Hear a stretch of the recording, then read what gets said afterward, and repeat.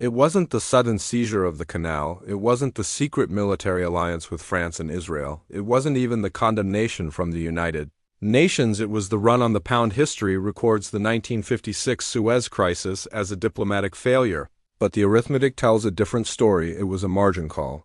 An empire overextended by debt and previous wars tried to project power it could no longer afford.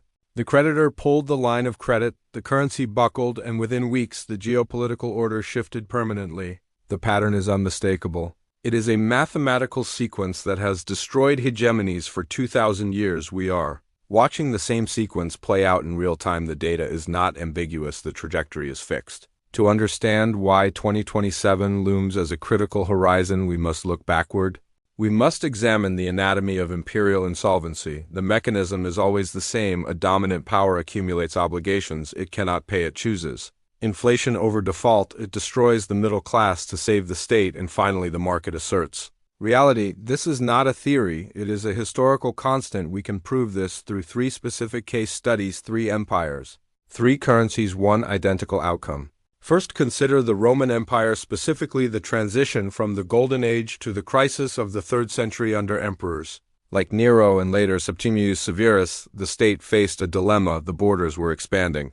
The legions required payment, the bureaucracy was swelling, but the silver mines were not producing enough metal to cover the costs. The arithmetic was merciless, the incentive was to cheat.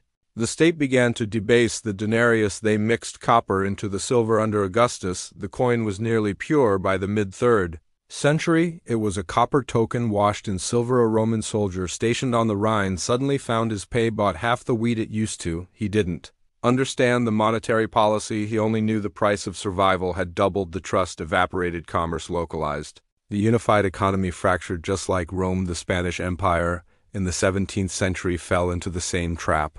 The Habsburgs controlled the world's reserve currency of the time, the silver real. They had access to the mines of the New World. It should have been an era of infinite prosperity, but the costs of maintaining a global empire were higher than the revenue. King Philip II and his successors fought wars on every front. To fund them, they borrowed against future silver shipments. When the silver arrived, it was already spent. The crown turned to the velion, a copper currency used for domestic trade while silver flowed abroad to pay foreign bankers. The domestic economy was flooded with base metal prices, and Castile skyrocketed.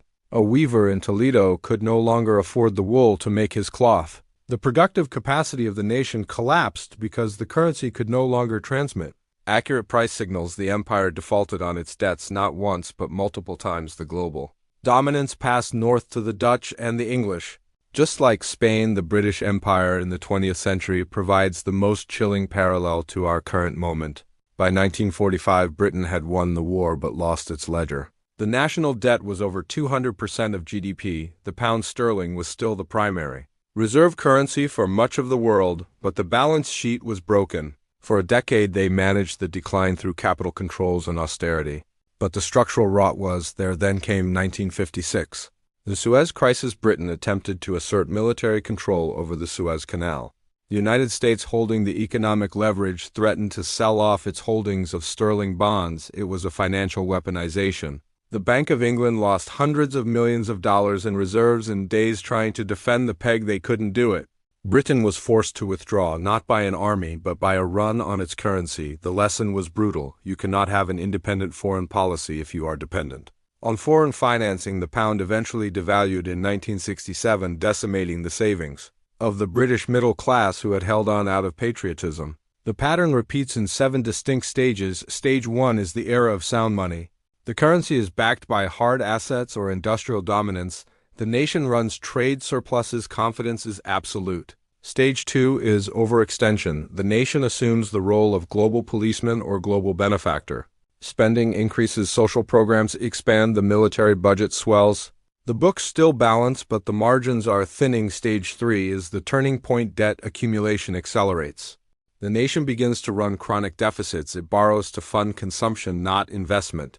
The interest payments begin to consume a noticeable percentage of tax revenue. Stage 4 is financial repression and debasement. The government realizes it cannot pay the debt in honest money. The incentive is to print. Central banks begin to monetize. The debt yields are suppressed below the rate of inflation. This is a subtle default on savers. Stage 5 is the flight to hard assets.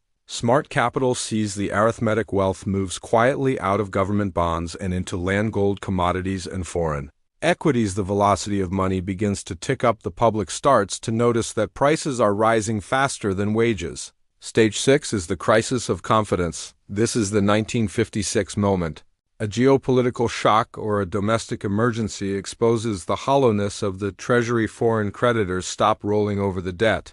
The currency falls sharply. Import prices soar. Stage 7 is the reset. The old currency is redenominated, backed by a new asset, or replaced entirely. The debt is wiped out, usually along with the savings of the middle class, just like the British experience in 1956. The United States is currently moving through the late phases of this sequence. Current data suggest we are firmly in stage 5, transitioning towards stage 6. The signals are flashing. Interest on the federal debt has surpassed the defense budget. Central banks around the world are accumulating gold at the fastest pace on record. The BRICS nations are actively building settlement mechanisms. Outside the dollar system, these are not random events. They are the rational actions of actors positioning themselves for the end of a cycle. The 2027 timeframe is significant because of the maturity walls of global debt. The arithmetic suggests that by that window, the current trajectory becomes mathematically impossible to sustain without a massive discontinuity. There is a common counterargument to this thesis. Many economists argue that the dollar cannot collapse because there is no alternative. They point to the euro's weakness and the yuan's lack of convertibility. They say, there is no alternative, or Tina, here is the key. A currency does not need a single replacement to fail. The Roman denarius was not replaced by one single global currency.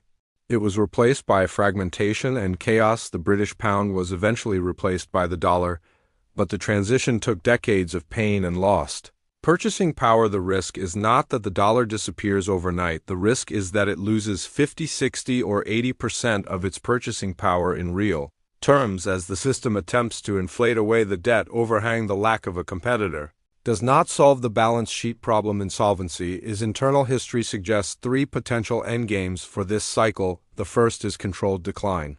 This is the British path post-1956, decades of stagnation, periodic devaluations, and a slow erosion of living standards. The government uses financial repression to keep interest rates below inflation, slowly bleeding savers to pay down the debt. It is a slow suffocation rather than a sudden heart attack. The second endgame is chaotic collapse. This is the Weimar or Zimbabwe model, though usually reserved for nations without the ability to borrow in their own currency. However, if a sovereign debt crisis hits the U.S. Treasury market, the Federal Reserve would be forced to print trillions instantly to buy the bonds nobody else wants. This triggers a hyperinflationary spike, destroying the currency's utility in months. Estimates range on the probability of this, but it is non-zero. The third endgame is reset and restructure. This is the 1944 Bretton Woods or the 1971 Nixon shock. The rules are changed by executive decree. The currency is pegged to a basket of commodities or gold, or a new digital ledger. Debts are restructured.